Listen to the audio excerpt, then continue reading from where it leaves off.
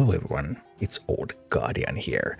In this Warcraft Rumble dungeon guide, I'm going to show you an undead army for Deadmines that I used to clear a level 23 with Baron Rivendare, and I also got the first two bosses down of a level 24 with Bloodmage Thalnos.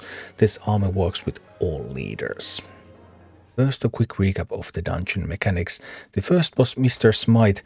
Mr. Smite's superpower is lots of free and stealth stuff. Free stuff is basically the theme of Deadmines, because these minis are here are free, these device bandits are free, these are free. Also, there's going to be a free Stonehoof Tauren that's going to come over here and walk through this pipe and then attack your base from here. So there's a bunch of free stuff coming at you. The way I like to play this map, I like to make my push towards the middle here, and I like to take this stone, often with an unbound mini. And then I also turn this arrow so that when I do moves from here, for example to defend my base, then the minis go from here and then they go over the bridge and then attack from here. So all attacks are coming from here. I don't want to take this stone, because when I take this stone, then often there will be a counter attack through this stone, although sometimes there are counter attacks through this stone anyway, but I really just like to keep this area. And taking this stone is a priority, because if I don't take this stone, then often when I try to get my miner out here, then something is going to spawn at the stone and just kill my miner, and that's nasty. There are a couple of approaches you can take to the Tauren that's going to come through the pipe. You can, for example, put whelpex over here, or you can use chickens to defend against that. Overall, there's a few ways you can handle this, but I really do like pushing through this side. The second boss, Cookie, continues the same theme. Cookie has his groups of minis that come from here. They come over here. Cookie gives them an additional level.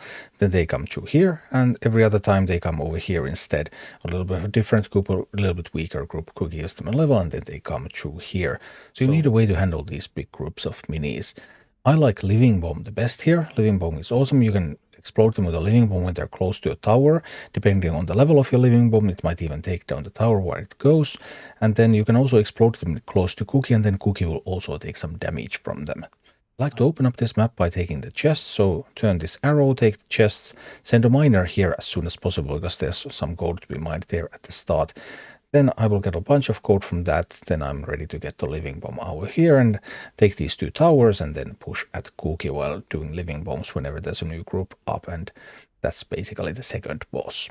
The third boss, Sneed, has his own take on what it means to get free minis, because there's these two platforms. And when they're sparkling like this, then the next mini that's going to step on either of these platforms is going to be destroyed, and 5 copies of it are going to come down from here. So Sneed also has stuff like Molten Giants, for example, in his deck. So if a Molten Giant gets copied, then there's going to be a bunch of Molten Giants over here. But you can mitigate that, because if you get some ranged minis on this bridge, then they shoot down on whatever spawns, and that can actually kill even Molten Giants. In general, I like to take this tower first and then move over to this tower and then attack Sneed from here. Although it's also possible to take this tower first and then attack through the middle. And sometimes I try to also use that strategy, especially when I have some really important minis that I can't afford to get copied. Then I'm just not giving so many chances for the copiers to do it, and then the army can attack from here.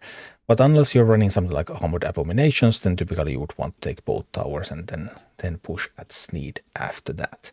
Sneed is also quite vulnerable to unbound minis, so something like Whelp Eggs plus Quillbore can also deal a bunch of damage to Sneed. So if you can stabilize, which usually means taking at least this tower, then also unbounds can be a viable strategy against this boss.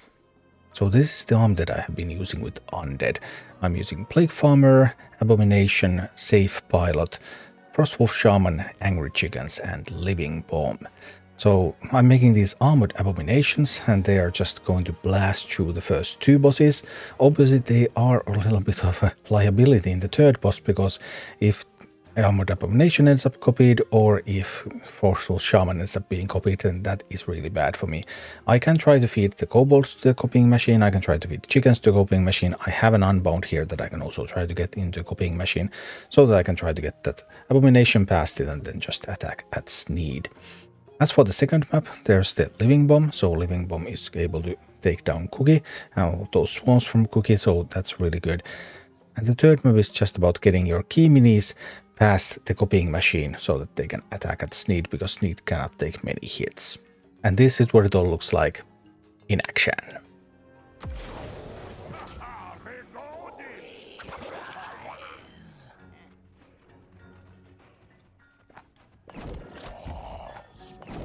Right, here we go. An armored abomination. I was just going to take the stone.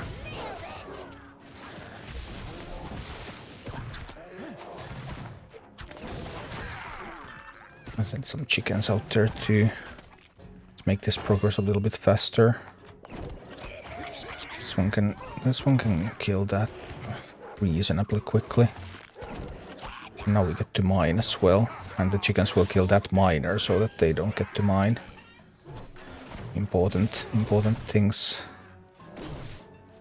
And as soon as I get some gold, then I will send another abomination from here. Like now. Because that abomination, of course, is not going to last indefinitely. It did last a fair bit, but cannot last forever. This one should be interested enough to shoot at the Murlocs. And it was indeed. And I have the safe part, I can do stuff like this. I need to play one mini to get to...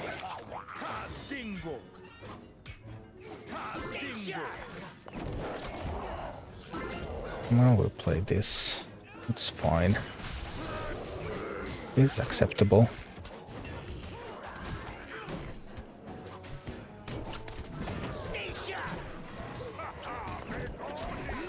It's going to be fine.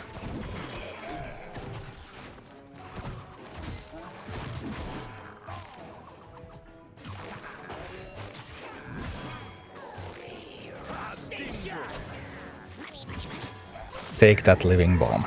Boom.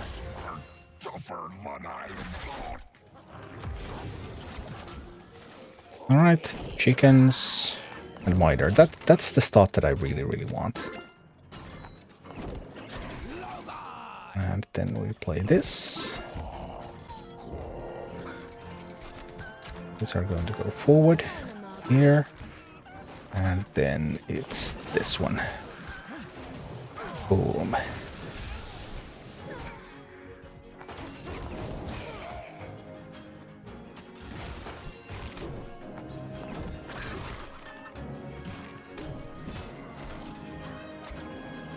These chickens can take the tower, right?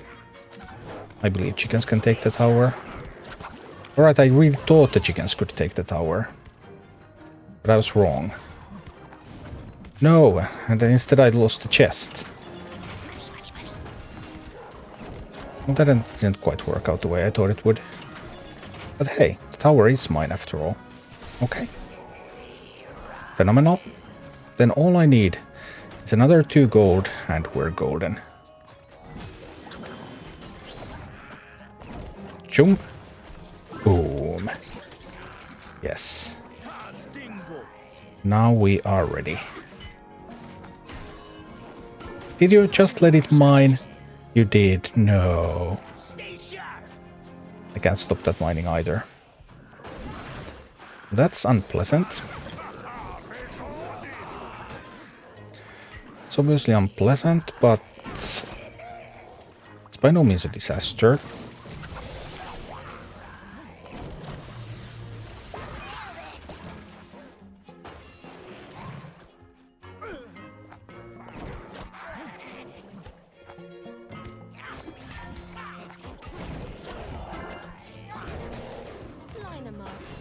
Okay, chickens will open the chests for me.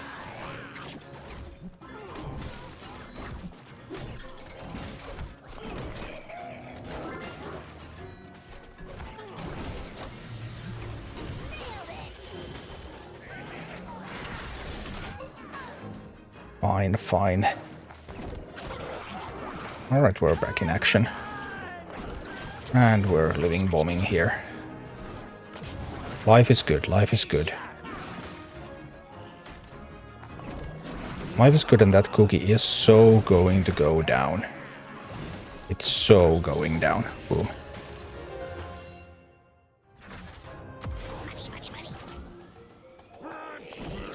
Alright, here we go, here we go. I want that to be armored. I'm aware that the Tauren is going to just charge my shaman. I couldn't kill it in time. It's unpleasant. Now I have the safe pilot killing these bat riders. So there's that.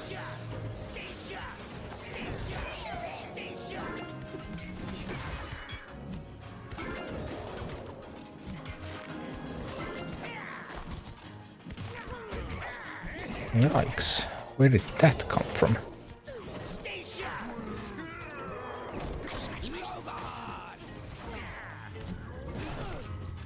Oh, I wasn't paying attention. I was distracted. Momentarily distracted by the Tauren.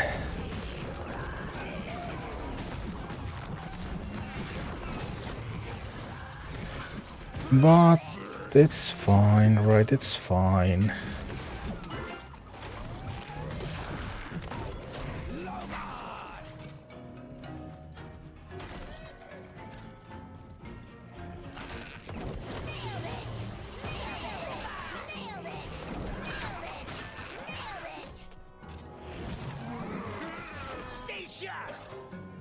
Well, if a shaman gets copied, I'm in so much trouble. As long as shaman is not the one getting copied, we're gonna be fine. Alright. Our assault is going.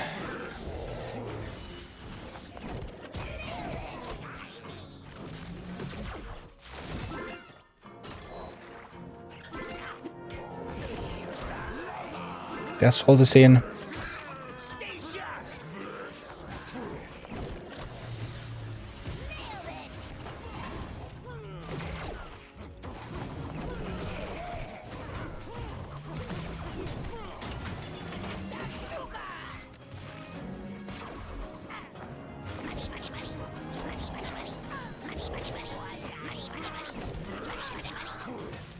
Okay.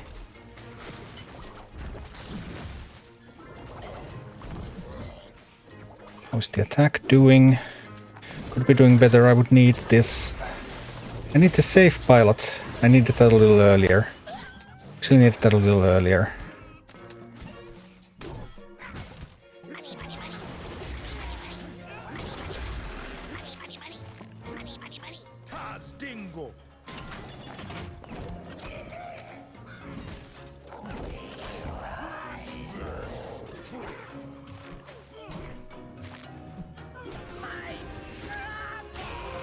We did it. We did it after all, even though I didn't get the safe pilot when I wanted it. Thank you for watching. Click like and subscribe if you enjoyed this, and a special thanks to all of my Patreon supporters, YouTube members and Twitch subscribers who make all of these videos possible.